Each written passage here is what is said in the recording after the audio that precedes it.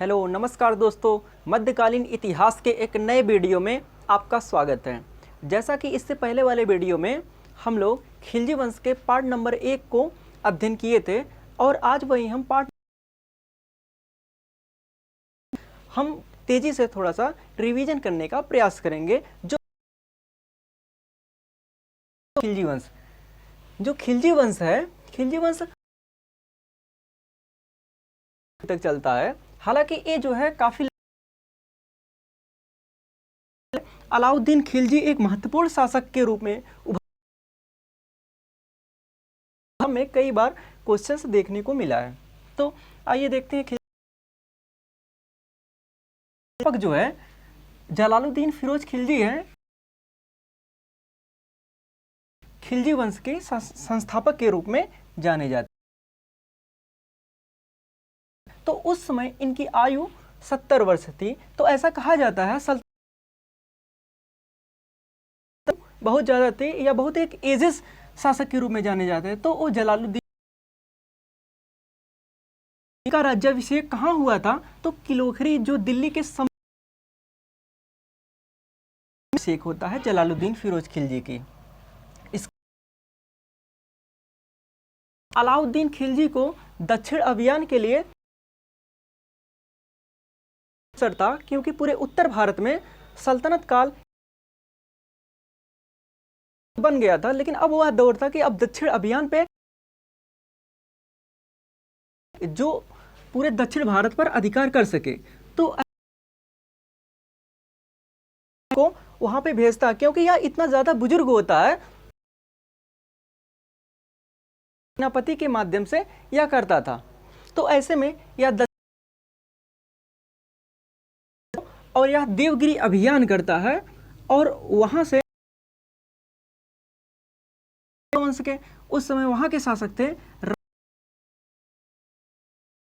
करने के पश्चात जो है वहां से काफी धन और संपत्ति, वहां से पूरे धन को खिलजी को नहीं देता है और उसको अब यह महसूस होने लगता है कि अब मैं ही शासक बनने लायक हूं। तो इसी क्रम में वह जो है जलालुद्दीन खिलजी के बारे में अब अध्ययन करेंगे। और इससे करने वाला या अटैक करने वाला कौन शासक था? तो अलाउद्दीन खिलजी। तो अलाउद्दीन खिलजी 16 ईस्वी तक यह शासन करता है। जब भतीजा या दामाद था और दामाद, क्योंकि जब प्रारंभ में अलाउद्दीन खिलजी का स्वभाव जो पिता जो है कर देते हैं। तो कहने का मतलब है कि अलाउद्दीन खिलजी जो था जलालुद्दीन फिरोज खिलजी का, और जो इसका, इसे भी आप थोड़ा सा ध्यान रखेंगे। इसके अलावा इन्होंने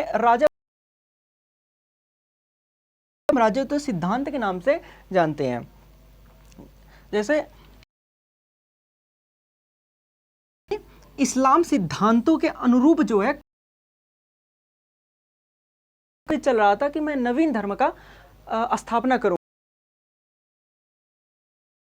लेकिन इन्होंने इस्लाम के सिद्धांत शासन को इन्होंने अलग किया और अलग से शासन किया, और योग्य हो, ना कि जो पुरानी परंपरा के अनुसार। और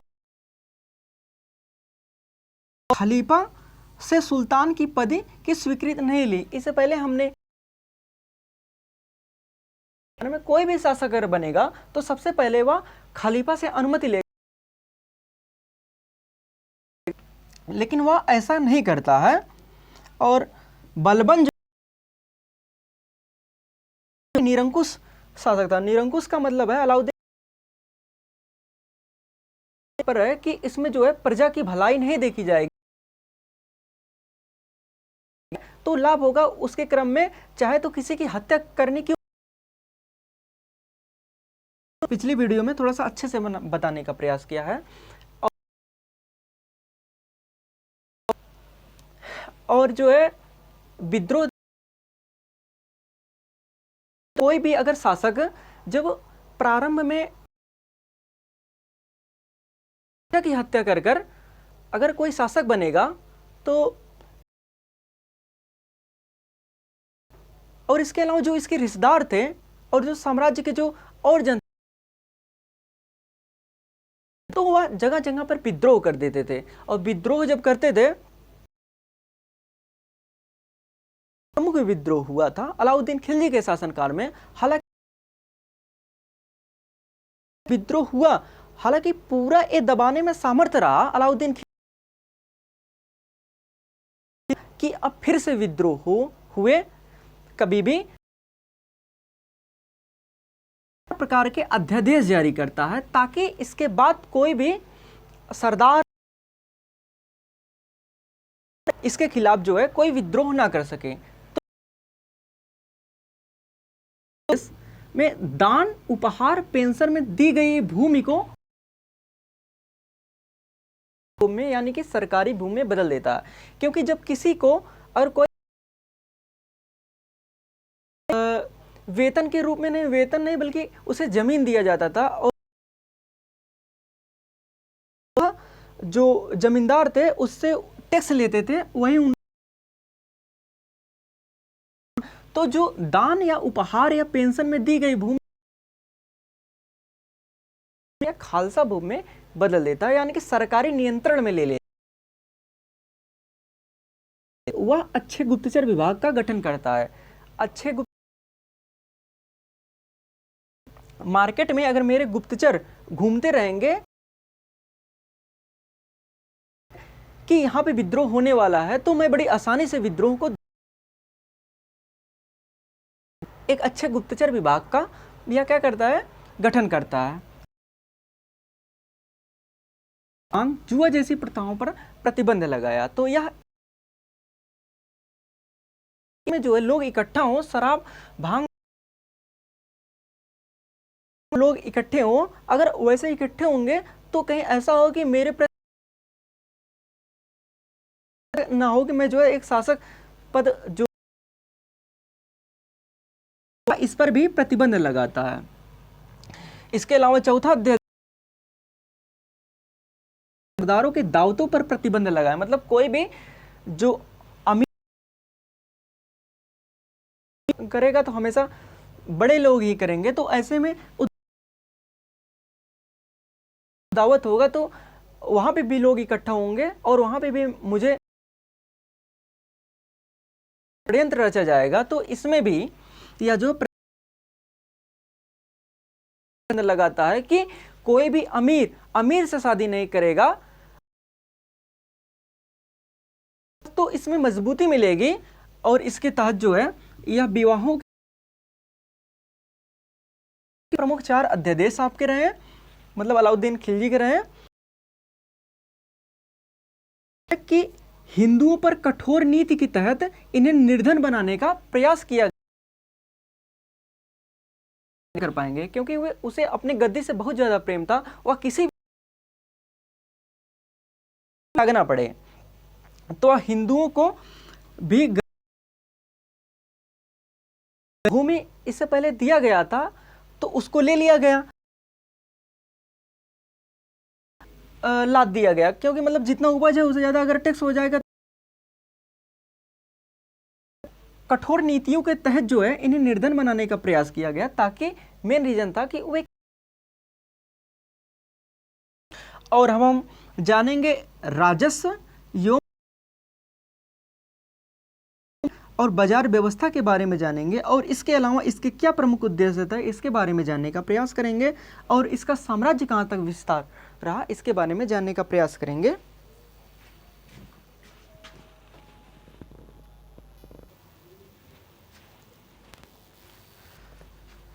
अलाउद्दीन खिलजी अब जो है यह 4 प्रकार के अध्यादेश जारी करने के बाद अब जो है जानेंगे कि राजस्व या कर में यह क्या करता है। इसको समझने का, कर को क्या करता है 1/2 कर देता है, कहने का मतलब है कर जो है 50%, शासक जो है 1/3। दिन खिलजी इस टैक्स को बढ़ाकर 1/2 50%, मंगोलों के मुकाबला करने में एक सुदृढ़ साम्राज्य की स्थापना। किसी भी शासक के पास अगर अधिक से अधिक पैसा रहेगा, मनी रहेगा, सुदृढ़ बना पाएगा। तो ऐसे में 2 कर देता है और मंगोलों से यह आसानी से बचा लेता है। और कर दिया। और इसके अलावा 2 प्रकार, एक तो चराई कर और दूसरा 2 प्रकार के अलग से टैक्स अलाउद्दीन खिलजी। जो चराई कर था यह किससे लिया जाता था? जो चारागाह पे भी यह टैक्स लगाया था उसे चराई कर कहते हैं। और घरी कर मतलब जो घर में या मकान में रहेंगे वे भी टैक्स लगाएंगे। टैक्स यही था कि वह अपने साम्राज्य को एक शक्तिशाली साम्राज्य बना पाए। और इसके अलावा अलाउद्दीन खिलजी, ये इंपॉर्टेंट है, इसे आप ध्यान रखेंगे, ये ज्यादा इंपॉर्टेंट है। प्रथम सुल्तान था जिन्होंने भूमि के पैमाइश या भूमि के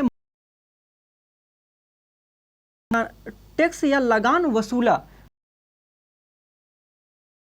काल का ऐसा कौन शासक था जिन्होंने टैक्स भूमि के पैमाइश के आधार पर ली? या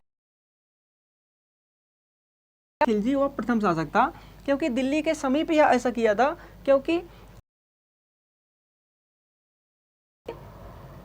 किसी भी भूमि की अगर नाप या ले पाएंगे तो यह ऐसा प्रथम शासक था। इसे भी आप याद, धन प्राप्त होगा उसको लेने के लिए एक जो है क्या कहते हैं दीवान, जिसे होता है। तो मुस्कराज एक प्रकार का अधिकार करता है या एकत्रित करता है, और इसके लिए दीवान मुस्तखराज, दीवान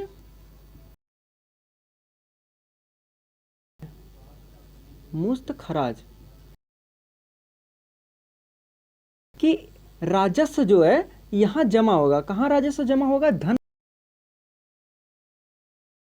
ये मुस्तखराज क्या था? तो राजस्व या धन को एकत्रित, इसे भी आप ध्यान रखेंगे। और अब अलाउद्दीन खिलजी अपने सैनिक सुधार और बाजार व्यवस्था के लिए राजा बना था, क्योंकि इसके अपने और मतलब इसको ना चाहने वाले भी बहुत थे। विद्रोह हो और उसकी सेना ही उसको मतलब घायल कर दे, तो ऐसे में वह अस्थायी सेना, इससे पहले जो है कोई भी युद्ध अगर होना था तो उसमें जो बुलवाया जाता था, और वह युद्ध जब जीत जाते थे घर चले जाते थे, अपने घर में वह रहने। अलाउद्दीन खिलजी जो है अस्थाई सेना रखता है, मतलब एक वह अब क्या करेगा, यहां पे शासन करेगा। इसके अलावा इन्होंने अब हम नगद वेतन देंगे, क्योंकि इससे पहले भूमि दिया, तो यह नगद वेतन देने का प्रयास किया, क्योंकि अगर रहेगा तो ज्यादा ठीक रहेगा। कहने का मतलब है अलाउद्दीन वेतन देने की प्रथा प्रारंभ की। इसे भी आप याद रखेंगे, ये भी इंपॉर्टेंट। लिखने एवं घोड़े दागने की प्रथा, सैनिकों की हुलिया लिखने की प्रथा, यानी कि जैसे आजकल जैसे किसी भी फिंगरप्रिंट लिया जाता है, उसका फोटो लिया जाता है, तो उसी प्रकार जो है हुलिया लिखने की सैनिकों की पहचान की जा सके। और इसके अलावा घोड़े दागने से मतलब है कि ताकि घोड़ों चल सके, तो अलाउद्दीन खिलजी जो है सैनिकों की हुलिया लिखने, और सबसे इंपॉर्टेंट है बाजार व्यवस्था, क्योंकि अलाउद्दीन खिलजी अपने और इन्होंने खासकर अपने सैनिकों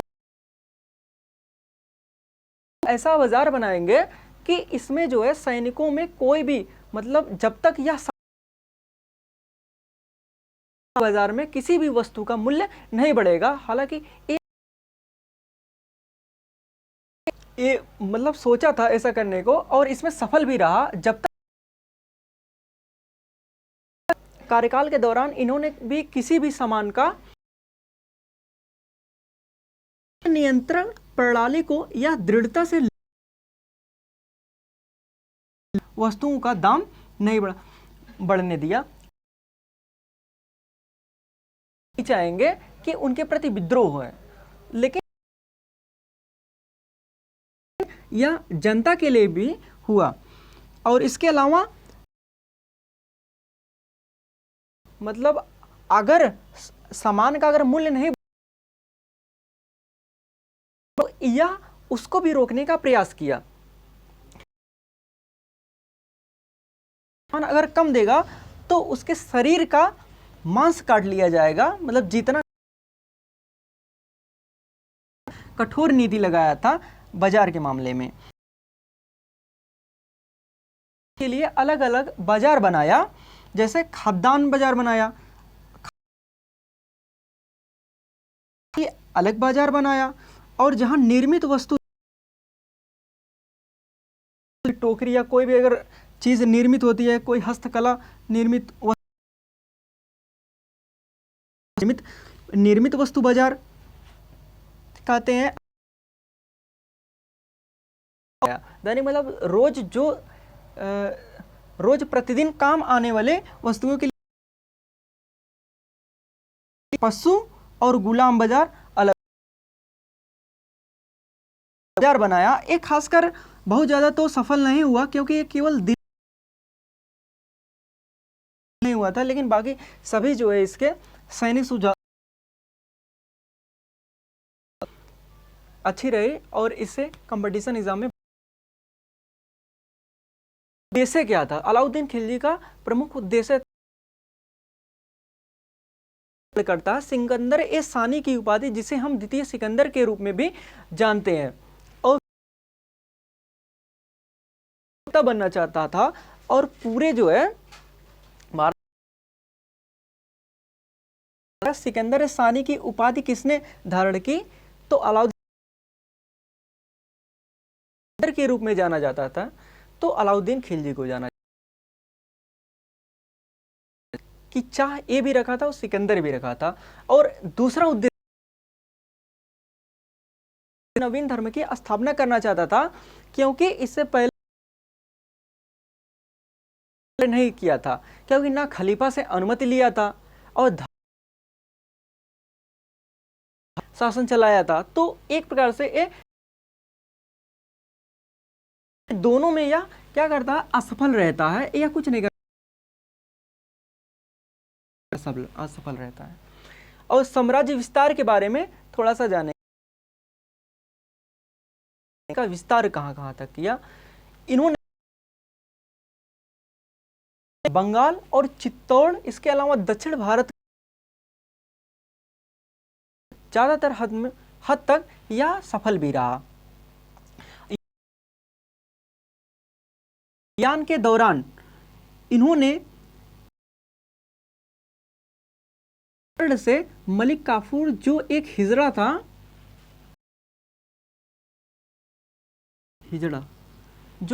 था, उसको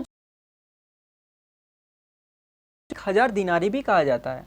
तो एक चीज इसे भी किस अभियान के दौरान, मतलब गुजूर को खरीदा जाता है, किससे? राजा कर्ण से खरीदा जाता है, क्योंकि इसलिए इसे 1000 दिनारी भी मलिक काफूर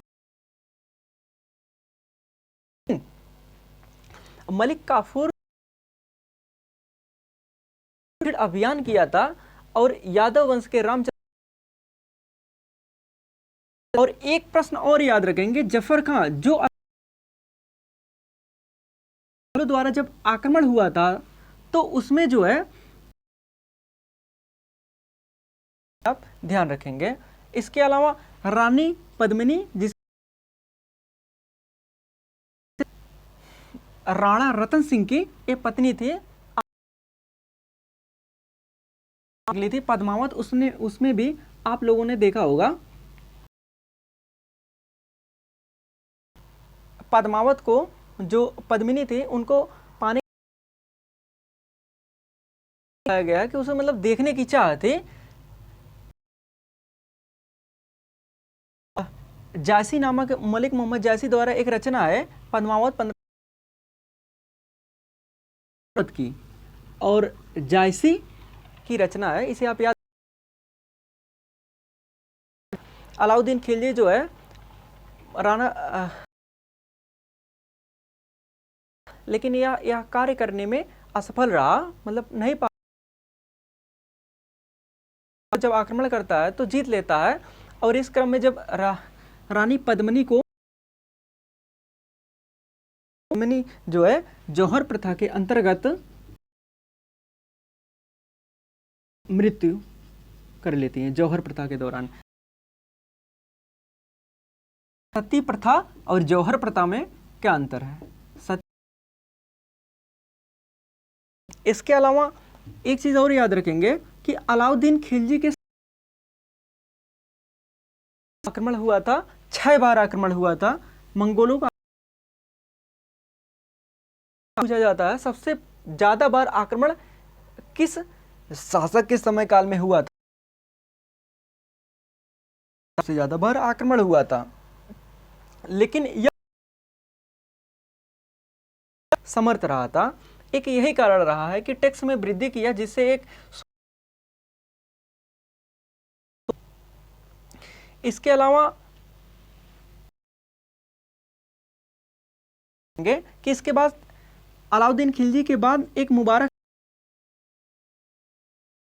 बाद बना था, लेकिन इससे पहले एक बना था बहुत कुछ महीनों के, शहाबुद्दीन उमर था। शहाबुद्दीन उमर जो है बनते हैं, तो मुबारक शाह जो है बनता है, यह मानसिक रूप से पागल रहता है। यह जो है मानसिक रूप से नग्न होकर अपने दरबार में चला आता है और कभी आ जाता है। कहने का मतलब है कि मुबारक शाह जो है एक मानसिक रूप से भेष में अगर कोई शासक आता था तो कौन आता था? याद रखेंगे कि यह एक अयोग्य शासक था, इस मानसिक रूप से पागल था। महमूद जो है 1320 ईस्वी में कुछ महीनों के लिए ही अपने साम्राज्य को ज्यादा लंबा नहीं चला पाता। तुगलक वंश की स्थापना होती है। अगले वीडियो में तुगलक वंश में,